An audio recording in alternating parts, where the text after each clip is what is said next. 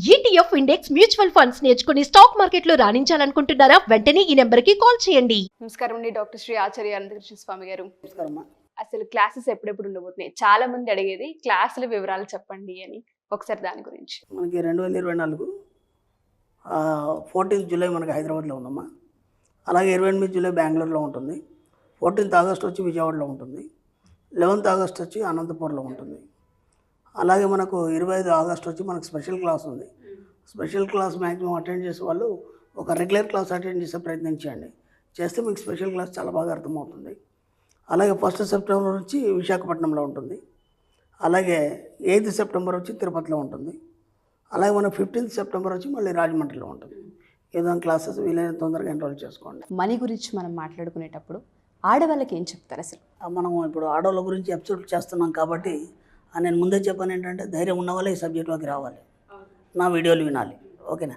ఇప్పటిదాకా ఇంటున్న వీడియోలు వేరు, ఇది కేవలం ప్రత్యేకంగా ఆడవాళ్ళ కోసం చేస్తున్నాం కాబట్టి మీరు ఈ సబ్జెక్టులోకి రావాలన్నప్పుడు నేను చెప్పిన పాటించినప్పుడు మీరు అనుకునేది మీరు సాధిస్తారు. మనం కొన్ని చెప్పుకున్నాం, మనం కొన్ని టిప్స్ కూడా చెప్పుకున్నాము. మనం బయటకు వెళ్ళినప్పుడు కాలేజీ వెళ్తాం రాకూడదు. అలాగే ఏం చేయాలంటే ముందుగా మీరు మౌనం వహించాలి. ఇంటికి ఇల్లాలు ఏదైనా చేయగలరు. ఆమె సరిగ్గా ఉంటే ఇల్లంతా సరిగ్గా ఉంటుంది కాబట్టి ఫస్ట్ ఆఫ్ ఆల్ గట్టిగా రంకెలు వేయద్దు. ఆ పిల్లాడు ఉన్నాడు, ఏనన్నా ఇలా రా అన్నది వేరు, గట్టిగా రైట్ అని అరవడం వేరు. ఓకేనా? ఎప్పటిదాకా మనం ఎన్నో విసిగిస్తారు పిల్లలు. ఓకేనా? ఇటు భర్త, ఇటు అత్తమామ, ఇటు పిల్లలు, ఇవన్నీ బాగానే ఉంటాయి. సామరస్యంగా నెమ్మదిగా మాట్లాడే ప్రయత్నం చేయాలి. First point. రెండో పాయింట్, పదాలని వీలైనంత తగ్గించాలి. ఓకేనా? ఒక పదాన్ని సాగదీయడం కాకుండా ఏం చేయాలంటే దాన్ని ఎంత వీలైతే అంత కట్ చేసి చెప్పాలి. ఓకే. మూడోది ఏంటంటే మాటల్ని సాగదీయద్దు. నేనేం అడిగానంటే తిన్నారా అని అడిగాను, తిన్నాను అంతే. మనం ఏం చేస్తామంటే అంటే ఏదో ఒకటి మాటలు సాగదీయడానికి అది సహజమైనటువంటి అలవాటు. మా ఆడవాళ్ళకని కాదు, మగవాళ్ళు కూడా కొందరికి ఉంటుంది. మళ్ళీ మిమ్మల్ని పాయింట్అవుట్ చేస్తున్నాను కదా, మగవాళ్ళు కూడా కొందరు ఉంటుంది. మన సబ్జెక్టులు ఏం చేయాలంటే తిన్నావా, తిన్నాను అంతే. అంతేగాని నేను ఈ కూర వండాను, నువ్వే కూర వండావు, మా ఆయనకు అదంటే బాగా ఇష్టం, లేదంటే మా పిల్లలకి ఇదంటే ఇష్టం, మొన్న మా అమ్మోళ్ళ ఇంటికి వెళ్ళాము, అక్కడ మా చిన్నడు చాలా మారం చేశాడు, వాడికి ఆయన కూర నచ్చదంటే మా అమ్మకి తెలియదు ఏదో వండేసింది. ఇదంతా ఏమవసరం మీరు అడిగారు? ఓకేనా? మీరు వాళ్ళ అమ్మని మీరు చూడలేదు, వాళ్ళ చిన్నగా మారం చేసింది మీకు సంబంధమే లేదు. ఇప్పుడు మనం ఏం చేస్తామంటే ఊరికి ఇట్లా బటన్ నొక్కగానే ఆటోమేటిక్గా అన్నీ చెప్పేస్తాం. కాబట్టి ఎక్కువ చెప్పడం వల్ల ఏమవుతుందంటే మన సీక్రెట్స్ అన్నీ బయటకు వస్తాయి. రష్యా కమ్యూనిస్ట్గా ఏర్పడడానికి బలపడడానికి కారణం స్టాలిన్ తన జీవితకాలంలో ఏనాడు కూడా 10 నిమిషాల కంటే ఎక్కువ మాట్లాడలేదు ఎక్కడ కూడా. ఓకేనా? ఎందుకు మాట్లాడలేదు అని అంటే ఆయన డైరీలో రాసుకున్నాడు. మనం ఎక్కువ మాట్లాడడం వల్ల మన రహస్యాలు మనకు తెలియకుండానే అందరికీ చెప్పేస్తాం. ఇప్పుడు ఏమైపోయింది, మీరు పలానా రోజు మీ అమ్మల ఇంటికి పోయినట్టు తెలిసింది. ఓకేనా? మీ అమ్మ ఏదో కూర వండినట్టు తెలిసింది. అప్పుడు మీ చిన్నోడు మారాన్ చేసినట్టు తెలిసింది. తిన్నారంటే సరిపోయింది కదా. ఇప్పుడు తెలియకుండానే మీ సీక్రెట్స్ అన్నీ బయటకు వచ్చేస్తాయి. అర్థమవుతుందా? దాంతోపాటు మనం ఏం చేస్తామంటే ఇక మొత్తం ఇక మన ఫ్యామిలీలో ఏమేమి ఉంది అవన్నీ ఓ పని చేసుకుంటానో లేకపోతే బట్టలు తుక్కుంటానో పక్క వాళ్ళతో అన్నీ చెప్పేస్తుంటాం. కాబట్టి ముందు ఏం చేయాలంటే ఎంత అడిగితే అంతే మాట్లాడాలి. యాక్చువల్గా మాట్లాడద్దు, ఎంత వీలైతే అంత నిశ్శబ్దంగా ఉండాలి. ఎప్పుడు నిశ్శబ్దంగా ఉండడం వల్ల ఏమవుతుందంటే మీ సుప్త చేతనాత్మక మనసు చైతన్యవంతం అవుతుంది. ఎప్పుడైతే మీ సుప్త చేతనాత్మక మనసు చైతన్యవంతం అవుతుందో మీరు ఏవి కోరుకుంటే వస్తాయి. ఏవి కోరుకుంటే అవి రావాలన్నప్పుడు దాన్ని చైతన్యవంతం చేయాలి.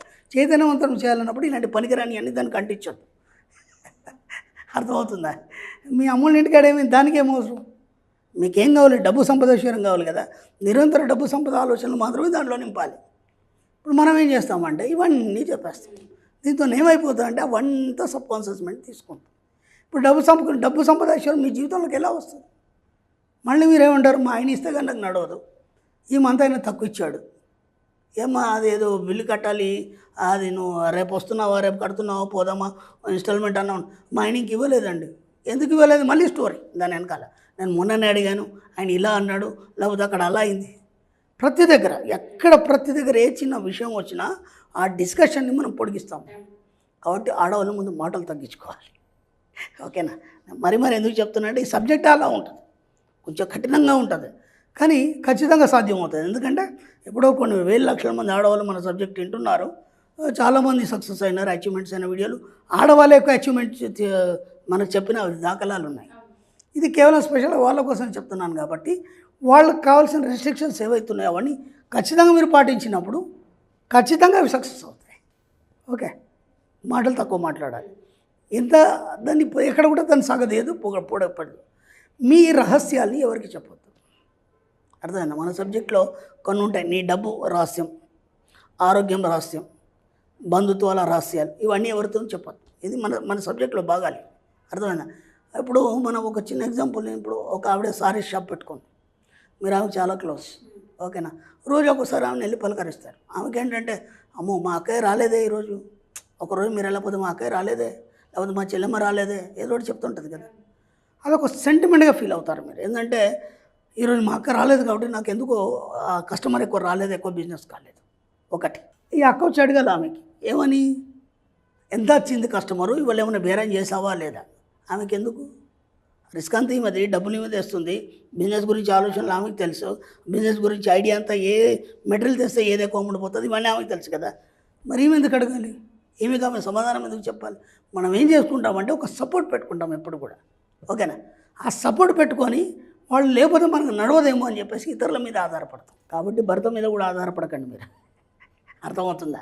భర్త విషయంలో ఏం కోరుకుంటారా అంటే మిమ్మల్ని బాగా చూసుకుంటున్నట్టు, మీకు కావాల్సిన దానికంటే ఎక్కువ సంపాదించి తెస్తున్నట్టు. ఇది మాత్రమే ఉంచండి. భర్త అప్పుల గురించి కూడా ఎక్కడ మాట్లాడకండి. ఎందుకంటే మీరు అప్పుల గురించి మాట్లాడితే మళ్ళీ మీ జీవితంలో ఇంకెక్కువ అప్పులు అవుతాయి. చిన్న చిన్న విషయాలే, కానీ ఇవి మీకు తెలియదు. ఇది ఇప్పుడు మనం ఏం తెలియకుండా ఏమంటే మొన్న అక్కడ తెచ్చాడు, ఇప్పుడు దీనికి అవసరం ఉంది, మళ్ళీ ఇంకెక్కడ తెస్తా అన్నాడు, ఖచ్చితంగా తీసుకొస్తాడు ఆయన అన్నప్పుడు ఏమైతే వీడు చచ్చినట్టు అప్పు చేయాలి. అర్థమైందా?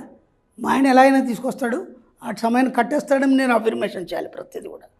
అర్థమవుతుందా? సమయంలోపు మన సబ్జెక్ట్లో ఒక వాక్యం చెప్పుకున్నాం, సమయంలోపు అన్ని రకాల బిల్లులు, అన్ని రకాల డబ్బులు చెల్లించినందుకు విశ్వానికి కృతజ్ఞతలు. ఇక మీకు ఎక్కడ కూడా పెండింగ్ పడదు, ఏ బిల్లు కూడా పెండింగ్ పడదు. అర్థమైందా? ఈ అఫర్మేషన్ చేసినప్పుడు ఆయనకి ఎక్కడి నుంచో డబ్బులు వస్తాయి, లేదంటే పనిచేసే దగ్గరనే ఈయన ఓటీ చేసి కానీ లేకపోతే ఇంకేదో రకంగా ఇతను పనిచేసిన దానికి అప్రిషియేట్ చేస్తూ అక్కడ షోల్డర్ పెంచడం కానీ, దానివల్ల ఏమైపోతుంది, మీ సమస్యలన్నీ తీరిపోతాయి. ఓకే, ఒకటే ఎక్కువ మాట్లాడద్దు, సాగదీయద్దు, మీ రహస్యాలు చెప్పద్దు. ఈ 3 పట్ల చాలా జాగ్రత్త ఉండాలి, ఓకేనా? ఎవరి మీద ఆధారపడదు. అర్థమైందా?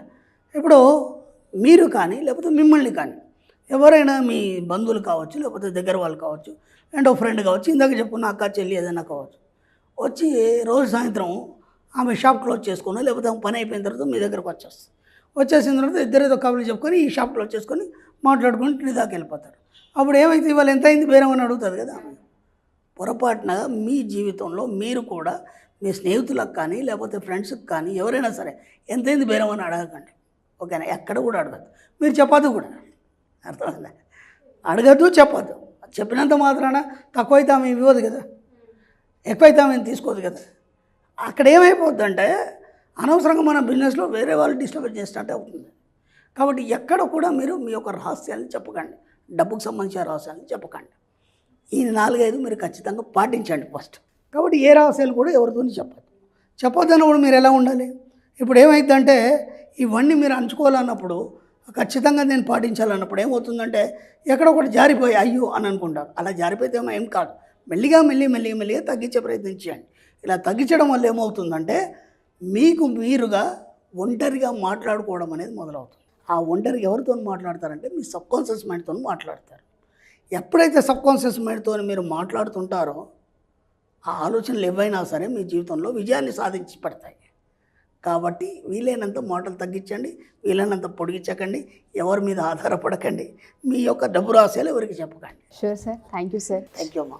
సుమన్ టీవీలో మీ పర్సనల్ అండ్ బిజినెస్ ప్రమోషన్స్ కోసం కింది నెంబర్కి కాంటాక్ట్ చేయండి.